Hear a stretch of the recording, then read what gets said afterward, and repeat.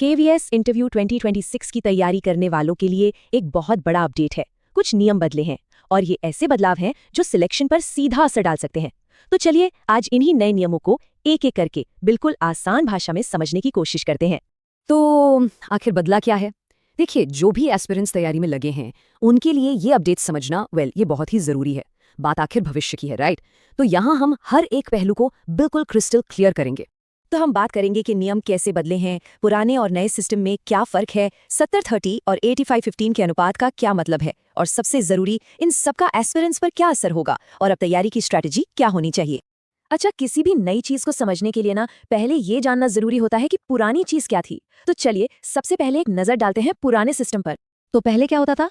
Interview होता था कुल 60 मार्क्स का, और ये 60 मार्क्स भी बटे हुए थे। 30 नंबर आपके पर्सनल इंटरव्यू के और बाकी 30 नंबर आपकी डेमो टीचिंग के लिए, मतलब आप पढ़ाते कैसे हैं उसके लिए। सीधा सा हिसाब था। और ये जो रेशियो था ना 70-30, यही था सारा खेल। फाइनल मेरिट लिस्ट इसी एक नंबर पर बनती थी। अब इसका मतलब क्या हुआ?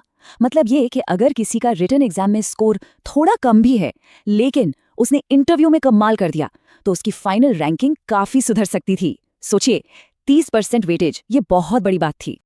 तो ये तो थी पुरानी कहानी। अब आते हैं नए सिस्टम पर और देखते हैं कि अब कैंडिडेट्स के लिए तस्वीर कैसे पूरी तरह से बदल गई है। सबसे पहला और बड़ा चेंज, इंटरव्यू के टोटल मार्क्स अब 60 से बढ़कर 100 हो गए हैं। हाँ, एक बात वही है, अभी भी 50 नंबर पर्सनल इंटरव्यू के और 50 नंबर डेमो टीचिंग के हैं, तो वो बंटवारा सेम है। लेकिन असली गेम चेंजर टोटल मार्क्स नहीं है। सबसे बड़ा बदलाव इस बात में है कि ये 100 नंबर आपकी फाइनल मेरिट लिस्ट में कितनी वैल्यू रखेंगे। और यहीं पर आता है सबसे बड़ा ट्विस्ट, 70-30 वर्सेस 85-15। चलिए इन दोनों को साइड बाय साइड रखकर देखते हैं ताकि ये पूरा बदलाव एकदम साफ हो जाए।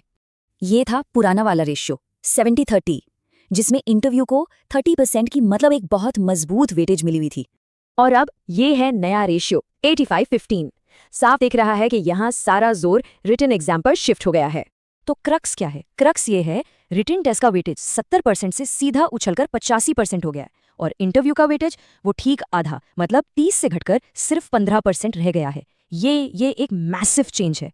तो अब अगर आपको अपना फाइनल मेरिट स्कोर निकालना है तो उसका फॉर्मूला भी बदल गया है। बहुत सिंपल है, बस 3 स्टेप्स हैं जो इन नए वेटेज पर बेस्ड हैं।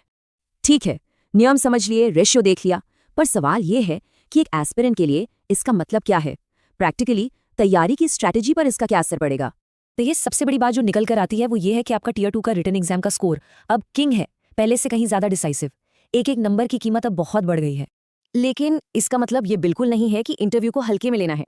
वो जो 15% है ना, वो अब भी बहुत क्रूशियल है। सोचिए, जब कंपटीशन बिल्कुल नेक टू नेक होगा तब यही 15% तय करेगा कि कौन लिस्ट के अंदर है और कौन बाहर।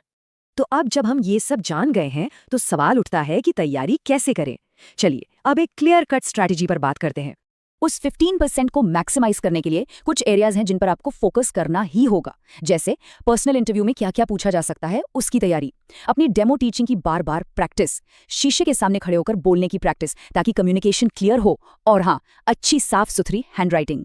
और एक बहुत जरूरी बात, ये सब तैयारी आज से, अभी से शुरू करनी होगी, क्योंकि होता क्या है, रिजल्ट आने और इंटरव्यू की डेट के बीच टाइम बहुत कम मिलता है, तो इंतजार करने का तो सवाल ही नहीं उठता।